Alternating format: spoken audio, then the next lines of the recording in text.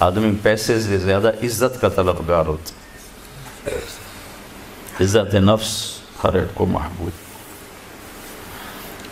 ایک آپ کو اپنے گھر کا واقعہ سنا، جب یہ ٹریکٹر کا دور نہیں تھا، 59 میں ہمارے والد صاحب سب سے پہلے ٹریکٹر لے کر آئے تھے اس پورے ہمارے علاقے میں۔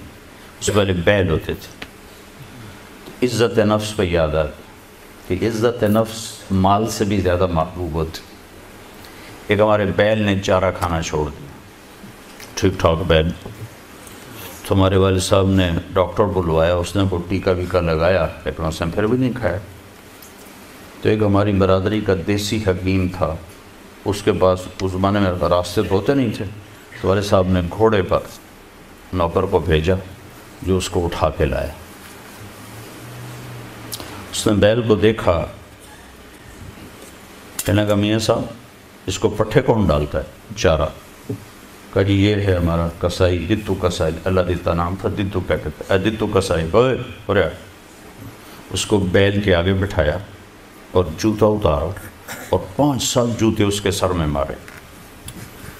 پھر کہنے لگا اب چارہ ڈالو۔ جب چارہ ڈالا تو وہ بیل کھانے لگا۔ یہ میرے گھر کا واقعہ ہے، کوئی سنایا نہیں؟ تو میرے والد صاحب حیران ہو کر کہنے لگے ایک ہی وقت۔ کہا جی میں نے اس کو چیک کر لیا تھا، اس کو کچھ نہیں تھا، یہ آپ کے نوکر نے اس کو کہیں کوئی ڈنڈا سوٹا مارا ہے، تو وہ غصہ کر گیا تھا کہ میں اس سے کیسے بدلہ دوں، تو اس نے غصے میں کھانا چھوڑ دیا کہ میری عزت کو اس نے خراب کیا۔ اب اس کی آنکھوں کے سامنے 2-4 جوتے میں نے مارے تو وہ خوش ہو گیا، بے وقت کھائے۔ عزت کی طلب کوئی ناجائز نہیں ہے، یہ انسانی ضرورت۔ مال کی طلب ناجائز نہیں ہے، انسانی ضرورت۔ ہاں اس کے حدود ہیں، اس کے اندر تو ضرورت ہے، اس کے باہر پھر کوئی کہیں تکبر بن جاتا ہے، کہیں ظلم بن جاتا ہے، کہیں زیادتی ہے۔ حدود کے اندر تو ایک حدیث سنا دیتا ہوں، کسی مسلمان کو عزت دینا کتنا ضروری ہے۔ میرے نبی نے فرمایا 1 روپیہ سود کھانا 36 دفعہ زنا کرنے کے برابر۔ 1 روپیہ یعنی 1 پاؤنڈ سود کھانا 36 دفعہ زنا کرنے کے برابر تھا۔ اس کے بعد آپ نے فرمایا اور تمہیں بتاؤں سب سے بڑا سود کیا ہے؟ جب 1 پاؤنڈ کا سود 36 دفعہ زنا کے برابر ہے تو آپ نے فرمایا اب تمہیں بتاؤں سب سے بڑا سود کیا ہے؟ الاستطالۃ فی عرض المسلم، مسلمان کو بعزت کرنا سب سے بڑا سود۔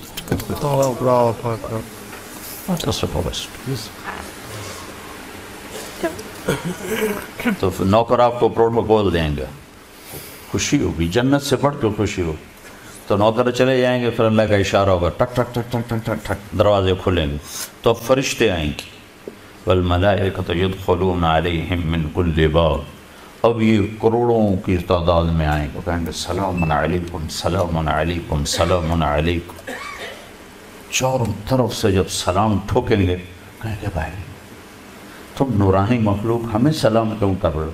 کہیں گے بما صبرت، وہ جو آپ نے لندن میں صبر کی زندگی گزاری، یہ اس کے بدلے میں ہمیں اللہ نے کہا جاؤ سلام کر۔ غفلت کے دیس میں آپ نے بیدار ہو کے زندگی گزاری، اندھیر نگری میں آپ نے اللہ کو سامنے رکھ کے زندگی گزاری، جب چاروں طرف شراب اور زنا عام تھا آپ نے اللہ سے ڈر کے زندگی گزاری۔ سلام سلام سلام۔ تو فرشتوں کے سلام ان کو ہوا میں اڑا دے گا۔ یہ میں پہلے دوبارہ کہہ رہا ہوں کہ عزت نفس، عزت کی طلب بہت بڑی طلب ہوتی ہے، مال سے بھی زیادہ، ڈگریوں سے بھی زیادہ۔ تو فرشتوں کا سلام انہیں ہوا میں اڑا، فرشتے ابھی وہ اس سلام کا مزہ لے رہے ہوں گے کہ فرشتوں نے سلام اور آئیڈیل ہوم بتا رہا ہوں، آئیڈیل تو ایک دم میرے رب کا عرش ایسے کھلے گا، ایک دم نور بھی نور چھا جائے گا۔ جب ایسے آنکھیں اٹھا کر دیکھیں گے واہ واہ واہ، اللہ سامنے ہوگا اور اللہ کہے گا سلام قول من رب الرحیم، اب تمہارا رب بھی تمہیں سلام پیش کرتا ہے۔ اور پروٹوکول کی آخری حد، تمہارا رب تمہیں سلام پیش کرتا ہے، سلامان قولا من رب الرحیم، رب رحیم، اے میرے بندو، اے میری بندیو جنہوں نے دنیا میں مجھ سے ڈر کے زندگی گزاری، میں تمہارا رب تمہیں سلام پیش کرتا ہوں اور تمہیں مرحبا کہتا ہوں، تمہیں ویلکم کرتا ہوں۔ پھر میرے نبی نے فرمایا اللہ ہر ایک کا نام لے کر حال پوچھے گا، ہر مرد عورت کا نام لے گا، نام لے کر گئے، کیا حال ہے، ٹھیک ہے، کوئی تکلیف تو نہیں، کوئی حاجت تو نہیں، کوئی پریشانی تو نہیں۔ تو جب یہ اللہ کو دیکھیں گے کہیں گے یا اللہ ہم تو تیری عبادت ہی نہ کر سکتے، ہمیں تو پتہ ہی نہیں تھا تو ایسے حسن و جمال والا ہے، کیا یہ ہو سکتا ہے کہ ہم تو یہ ایک سجدہ کریں جیسے لندن میں کرتے تھے؟ یہ وہی کہہ سکیں گے جو نماز پڑھتے تھے، جو نہیں پڑھتے وہ کیسے کہہ سکیں گے؟ کیا یہ ہو سکتا ہے کہ ہم تمہیں ایک سجدہ کریں جیسے دنیا میں کرتے تھے؟ تو اللہ تعالیٰ فرمائیں گے میرے بندو اب پوزیشن بدل چکی ہو، حیثیت بدل چکی، حیثیت، پوزیشن۔ یا لبو کیسے کہ دنیا میں تم بندے تھے اور میں تمہارا مالک تھا، تم نوکر تھے اور میں مالک تھا، ٹھیک، تم ایمپلائی تھے، تمہاری زبان، تم میرے ملازم تھے اور میں تمہارا مالک تھا، تو تمہارے ذمے میری مانگ کے چلنا، میری عبادت کرنا، نمازیں پڑھنا، روزے رکھنا تمہارے ذمے تھا۔ اب جنت میں آ کے حیثیت بدل گئی ہے، اب تم مہمان ہو اور میں تمہارا میزبان ہوں۔ کیا ہوسٹ کہتے ہیں میزبان کو؟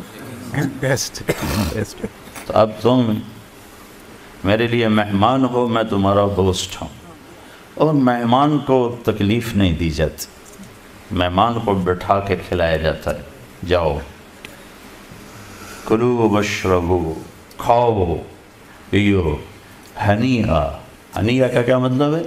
کھاؤ، ہر لقمے کی لذت پہلے سے زیادہ پاؤ، کھاؤ، کھانے کے بعد پاخانہ کوئی نہیں، پیو، ہر گھونٹ کی لذت پہلے سے زیادہ پاؤ، پیو، پینے کے بعد پیشاب کوئی نہیں، بیماری کوئی نہیں۔